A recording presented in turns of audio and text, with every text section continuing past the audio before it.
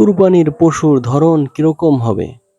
এ ব্যাপারে আল্লাহ সুবহানাহু ওয়া তাআলা পবিত্র কোরআনের সূরা হজের ৩৪ নম্বর আয়াতে বলেন, ওয়ালিকুল্লি উম্মাতিন জাআলনা মানসাকাল লিয়াযকুরু ইসমাল্লাহি আলা মা রাযাকাহুম মিন বাহিমাতিল আনআমি ফাইলাহুকুম ইলাহু ওয়াহিদ ফালাহু আসলিমু ওয়াবাশশিরিল মুখবিতিন। এর অর্থ হচ্ছে, আমি প্রতিটি সম্প্রদায়ের জন্য কোরবানির নিয়ম করে দিয়েছি। তাদেরকে গৃহপালিত চতুষ্পদ জন্তু হতে যে রিজিক দেওয়া হয়েছে সেগুলোর উপর তারা যেন আল্লাহর নাম উচ্চারণ করে, কারণ তোমাদের উপাস্য একমাত্র উপাস্য, কাজেই তার কাছেই আত্মসমর্পণ করো আর তার সুসংবাদ দাও বিনীতদেরকে।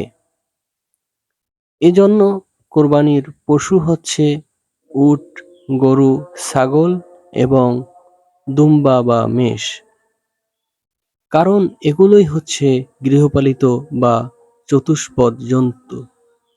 আর কোরবানিতে একটি ছাগল, মেষ বা দুম্বা একজনের পক্ষ হতে যথেষ্ট হবে, আর পক্ষান্তরে একটি উট, গরু বা মহিষ ৭ জনের পক্ষ থেকে যথেষ্ট হবে।